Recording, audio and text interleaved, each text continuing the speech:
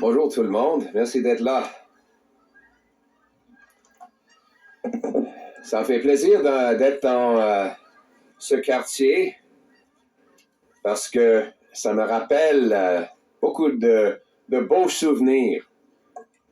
En tant que député, je faisais porte à porte dans des telles communautés et je rencontrais des gens, des jeunes qui étaient capables d'acheter des maisons comme ça. Des jeunes de 29 ans, déjà avec des enfants, déjà avec une maison, une belle maison, capables de payer leurs factures. C'était normal il y a 9 ans pour des jeunes familles dans leur vingtaine, leur trentaine, leur jeune trentaine, d'avoir des maisons parce que le Canada avait fait une promesse à tous ceux et celles qui travaillent fort qu'ils pouvaient gagner un grand chèque de paie qui achetait de nourriture et de logements abordables dans les communautés sécuritaires. Et que le travail était récompensé avec une belle maison. Après 9 ans de Justin Trudeau, le coût de logement a doublé. Ça a triplé à Montréal. Le coût d'une hypothèque a doublé. Le coût de loyer a doublé. Le coût de mise de fonds a doublé. Et aujourd'hui, ça prend 60% du revenu familial avant impôt pour faire des paiements moyens sur une maison ou un logement moyen. 60%. À Toronto, c'est plus de 70%. À Vancouver, c'est 98%. Au Québec, on voit maintenant que les familles qui prenaient pour acquis le droit d'avoir une maison, leur propre maison, ne peuvent plus s'offrir ce droit. Dans l'année 2015, ça coûtait 39% de votre chèque de paie de payer les factures liées à un logement. Ça a presque doublé depuis 9 ans de Justin Trudeau. En fait, le coût de logement a augmenté 40% plus rapidement que les revenus familiales. C'est l'écart le plus grand parmi les pays du G7. En fait, nous avons le pire inflation immobilière parmi les G7 et le pire, presque le pire dans le monde développé. Le logement coûte entre 25 et 45% plus élevé ici au Canada qu'aux États-Unis. Évidemment, une grande partie de ce problème, c'est les bureaucraties qui empêchent la construction. C'est pour ça qu'on a le moins de logements par capita parmi tous les pays du G7, même si on a le plus grand montant de terrain sur lequel on peut bâtir. Ça n'a pas de bon sens. Mais ce n'est pas juste la bureaucratie, c'est les taxes. En fait, 30% de nouvelles maisons, c'est les taxes directes. Ce n'est pas les impôts sur les travailleurs de construction et les entreprises de construction. Ça, c'est en plus.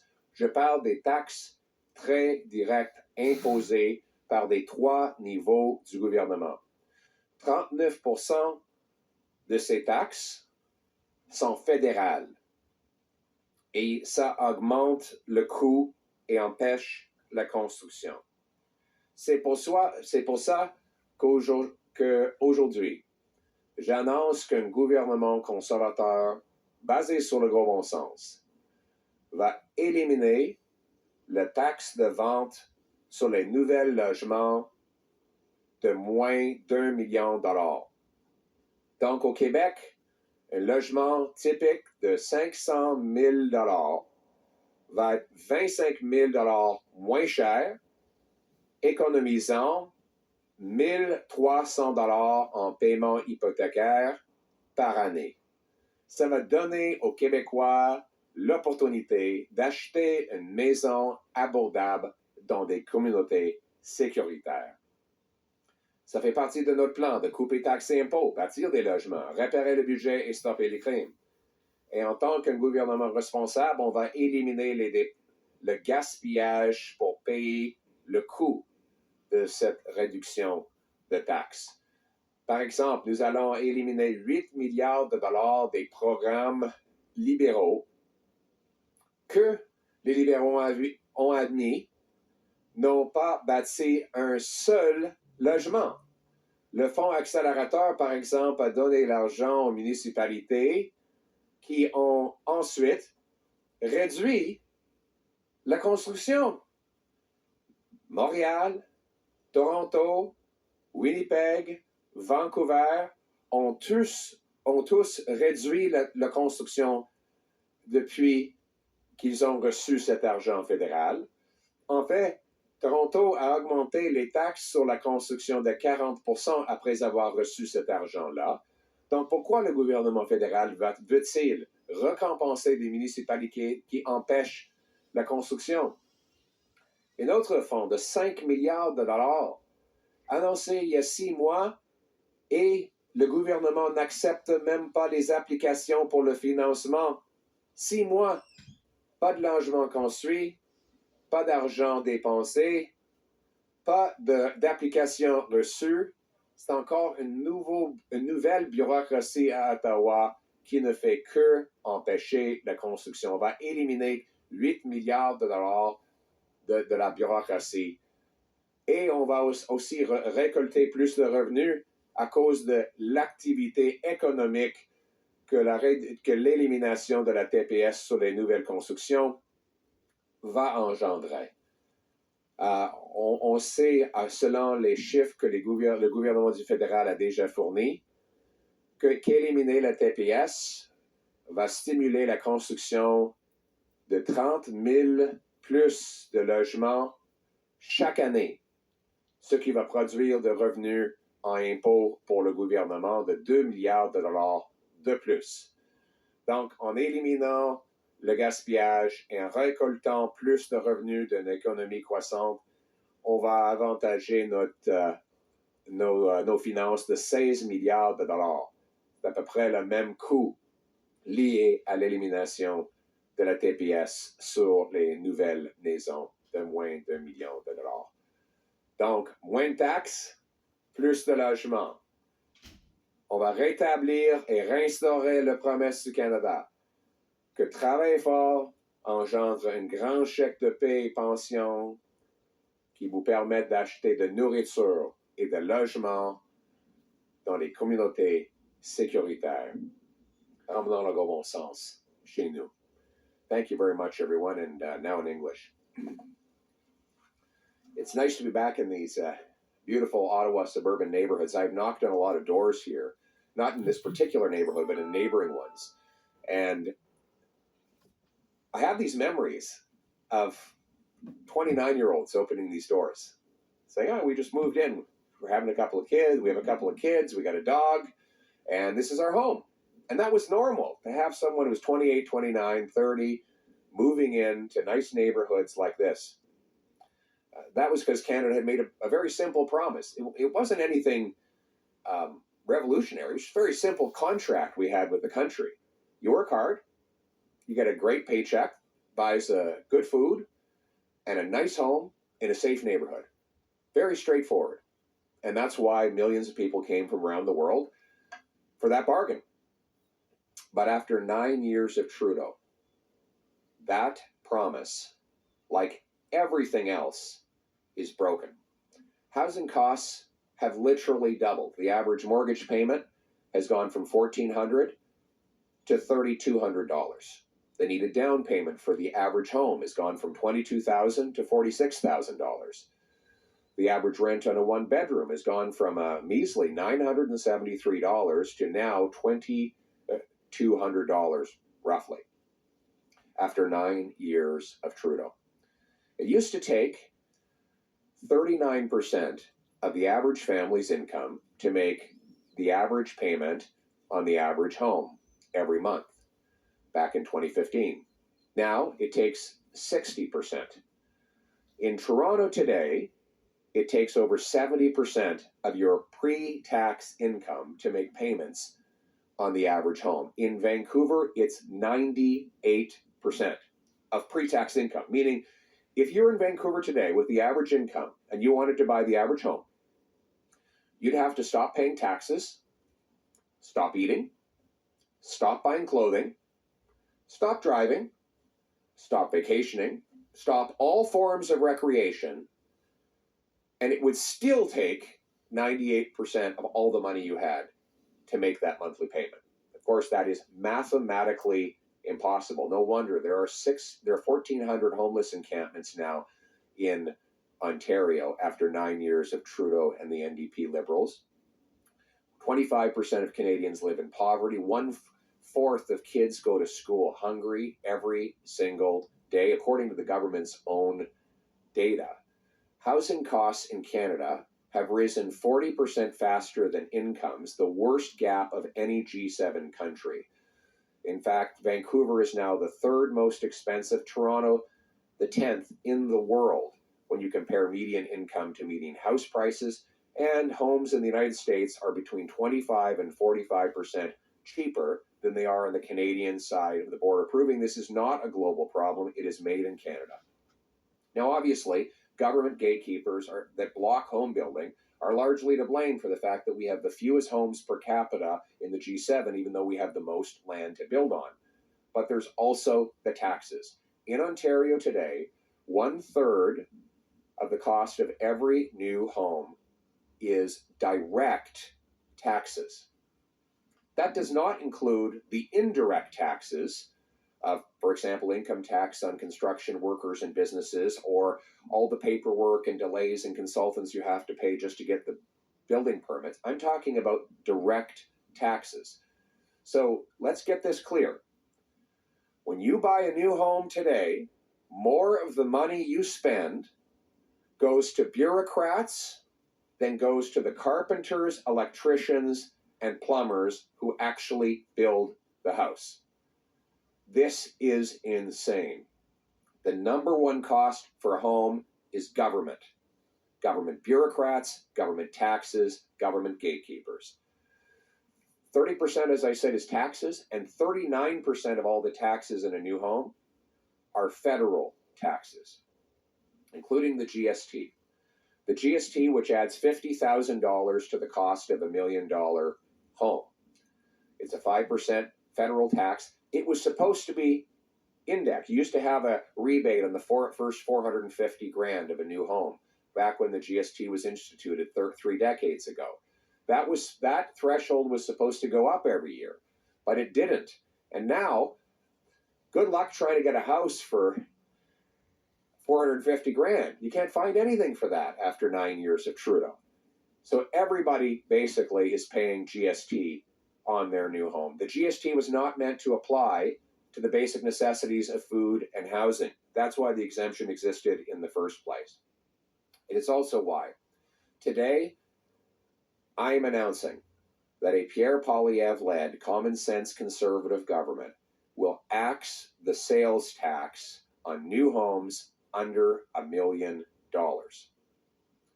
This will save about $40,000 on a new home of $800,000. That would mean a savings every year of $2,200 in mortgage payments. Getting rid of the GST on new home builds will stimulate 30,000 additional homes built every single year, which incidentally will actually generate more income tax revenue for the government without raising rates. That will help cover the cost of the tax cut. But we will also cut bureaucracy. We're going to cut the programs that Liberals themselves admit haven't built any homes. The Accelerator Fund. Sean Fraser goes to the committee and says that the program doesn't build houses. And he's right. Since they gave $500 million to Toronto, home building's down by 20%. And development taxes are up by 40%. Money given to Vancouver has led to less construction and higher taxes. To Winnipeg, they gave Winnipeg money, and the Winnipeg City Hall blocked 2,000 homes next to a transit station built for those homes.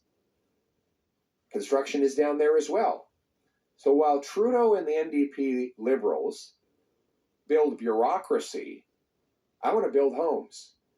Common sense conservatives will stop giving the money to bureaucrats, instead leave it in the pockets of home builders and home buyers. This is all part of our common sense plan to axe the tax, build the homes, fix the budget, and stop the crime. The purpose, as in everything we do, is to restore Canada's promise, to bring home a country where hard work earns a powerful paycheck and pension that buys affordable food and homes in safe neighborhoods like this one. Let's bring it home. Thank you. We'll now take questions from the floor. Mr. Poilievre, Michael Couture from CTV News. I wanted to know if you can confirm, first of all, that your plan that you're proposing today will save $8 billion annually. Also, can you list the programs that you'll be cutting to get to this number? And please, en anglais et en français. So it will save $8 billion over, we're going to cut two programs for sure and more beyond that. One, the Accelerator Fund, has $3 billion left in it. It has been a disastrous program that has led to less home building and more local bureaucracies. $3 billion will be saved from that. And then the Housing Infrastructure Fund, that hasn't built any infrastructure or any housing and hasn't even instituted any announcements. They're not even accepting applications yet. 6 months after it was announced, what they're doing with the money is building up a big fat bureaucracy in Ottawa. That will be gone. So that's a total of $8 billion over several years. Then we expect that we will collect about $2 billion more as a result of the 30,000 additional homes that will be built year after year because of this highly stimulative tax cut. It's going to spark more home building, which means more workers and businesses will be making money building homes. And therefore, at the existing rates, they'll be paying more into the system. So this includes about $16 billion in additional revenue and lower cost to the taxpayer, which is about the cost of axing the sales tax on home building over the next 4 years. Thank you. Merci de la question. Il y a premièrement, nous allons éliminer la bureaucratie et les programmes que les libéraux ont eux-mêmes avoués, n'ont bâti aucun logement. 0 logement bâti avec ces programmes-là. On va éliminer 8 milliards de dollars. Il y a le fonds d'accélérateur, un fonds qui, selon les propres propos de Sean Fraser, le ministre de Logement, n'a bâti aucun logement. Il y a aussi le fonds de l'infrastructure pour le logement que le gouvernement avoue n'a bâti aucun logement ni aucune infrastructure. Ça, c'est 5 milliards de dollars. Et 6 mois après l'annonce de ce programme, les libéraux n'acceptent même pas des applications pour donner les fonds. Évidemment, il n'y a pas d'urgence, il n'y a pas de résultat. On n'a pas besoin des programmes bureaucratiques à Ottawa, on a besoin des maisons dans les communautés. En plus, nous allons récolter un autre 2 milliards de dollars par année à cause des 30 000 logements supplémentaires qui vont être construits à cause de cette élimination de la TPS sur la construction. En stimulant plus de construction, les travailleurs et les entreprises de construction auront plus de revenus et le gouvernement va récolter son juste part. Donc, on va récolter 8 milliards de dollars de plus de revenus en 4 ans. On va éliminer 8 milliards de dollars de dépenses. Ça, c'est 16 milliards de dollars pour le budget. Et l'élimination de cette taxe, ça va coûter 16 milliards de dollars pendant 4 ans. Donc, c'est un plan responsable pour couper taxes et impôts, bâtir des logements et donner la promesse au Canada que le travail engendre un grand chèque de paie qui achète de nourriture et de logements abordables dans les communautés sécuritaires. Thank you. Next question. Bonjour, M. Poilievre, Christian Noël de Radio-Canada. Ceux qui construisent des maisons vont économiser sur la TPS pour les coûts les coûts des matériaux et le coût de la main-d'œuvre. Qu'est-ce qui vous garantit que les entrepreneurs immobiliers vont refiler cette économie-là aux acheteurs et ne vont pas garder le prix des maisons élevé? En anglais et en français, merci. La seule façon de garantir que les constructeurs de maisons passent les économies aux Canadiens, c'est la compétition. Plus de logements forcent les entreprises de réduire des prix, ou bien ils vont perdre les ventes aux autres entreprises. Maintenant, on sait, je vous donne l'exemple. Aux États-Unis, ça coûte entre 25% et 45% moins cher pour un logement. Est-ce que vous pensez que les entreprises américaines sont plus généreuses? Vous pensez? Non, ils ne sont pas plus généreuses. Aux États-Unis, ils veulent gagner de l'argent, ces entreprises-là. Ça coûte moins cher parce qu'il y a moins de coûts gouvernementaux. Aux États-Unis, les permis sont automatiques et très rapides et les taxes sont beaucoup plus bas. C'est pour ça que les gens aux États-Unis peuvent acheter des logements. En réduisant les taxes et les impôts, on peut inciter plus d'approvisionnement de logements, plus d'offres et moins de taxes, ça veut dire des maisons plus abordables. Yeah, look, the only thing that reduces costs is by having more affordable construction. And businesses will pass on those savings because if they don't, then buyers will buy from someone else. That's what competition means. You know, I asked the question, do you think that American builders are more generous? No, of course they're not. But the housing south of the border is 25 to 40% more affordable. And why is that? Well, because taxes are lower and permits are faster. And so when we have lower taxes and faster permits, we will have more homes, and those homes will be more affordable. Next question. Alex Ballingall with the Toronto Star. As I understand, you're talking about $4 billion in costs for this tax cut per year. Sorry. You talk about cutting the housing accelerator. As I understand it, you've already said you would cut that to fund the GST tax cut for new below-market rental builds. So how do you square those two things, and how would you pay for both of these tax cuts? Yeah, the government put more money, amazingly, made the insane decision to put even more money into the accelerator fund because after it had failed to build homes. We're going to cut that wasteful program that has actually blocked home building and put it into axing the sales tax on new homes. Axe the tax on new homes to bring down the price by $40,000 on an $800,000 home. That saves $2,200. We're also going to get rid of the bizarrely named Housing Infrastructure Fund, which hasn't built any housing and hasn't built any infrastructure. That's a $5 billion fund. That'll be gone. And of course, we're going to get billions of dollars in additional revenue from the fact that construction workers and businesses are making more money building more homes. Thank you. Next question. Good morning, Mr. Poilievre. Stephanie Levitz with the Globe and Mail. Sorry, I'm just going to get out of the sun. Yeah, no problem. It's warmer there, though. You've accused the Prime Minister. You guys are actually there. I can see you now. No, the sun in there. Okay. Yeah, just voices in the mist. Okay. You've accused the Prime Minister of lying about having information that members of your party are complicit or otherwise involved in foreign interference. I wondered if you could flesh that out a bit. How do you know he's lying? Have you done anything internally to examine this problem within your party or made any changes? We told him to release the names. And we know he'd release the names if he had them.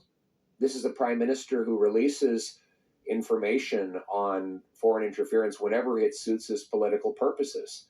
He names names when it serves his purposes. And so we said, we've got nothing to hide, so name the names, Mr. Trudeau.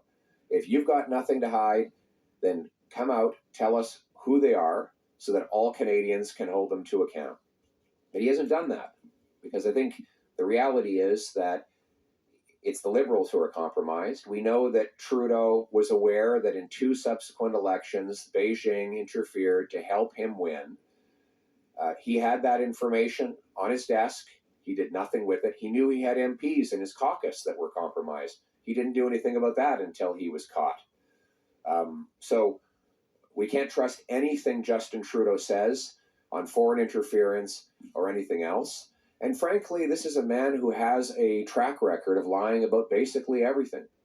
He lied when he said he didn't interfere and pressure Jody Wilson-Raybould on removing charges for SNC-Lavalin. He lied when he said the carbon tax would be capped at 11 cents a litre. Now we know it's going up to 61 cents a litre. He lied when he said his deficit would never go above $10 billion. He lies more than he tells the truth, and he's lying in this case as well. Thank you. This will be the final question. Morning, Rafi Boudjikanian, CBC News. The Bloc Québécois has set a deadline of tomorrow for the Liberals to pass the pension top-ups. Is your party in conversation with the Bloc at all about next steps should that fail to happen? In English and French, please. On n'a pas eu des conversations avec le Bloc, mais je me pose la question, qu'est-ce que le Bloc a obtenu? Le Bloc a voté 188 fois pour garder Justin Trudeau au pouvoir. Il a voté pour 500 milliards de dollars de dépenses centralisatrices, bureaucratiques et inflationnistes. Un grand faveur à Justin Trudeau. Et M. Blanchette, qu'est-ce que vous avez reçu pour tout ça? Pas d'augmentation dans la pension de vieillesse. Pas de loi sur la gestion de l'offre. Zéro. Le Bloc obtient rien pour le Québécois. Ça sert à quoi le Bloc? Donc, j'espère que le Bloc va finalement travailler pour les Québécois au lieu de travailler pour Justin Trudeau. Nous sommes le seul alternatif à Justin Trudeau. Et c'est les conservateurs qui vont offrir le message aux Québécois de voter pour rétablir la promesse du Canada, de pouvoir acheter une maison, de garder plus de votre chèque de paie, d'avoir la souveraineté sur votre portefeuille. C'est ça le message des conservateurs.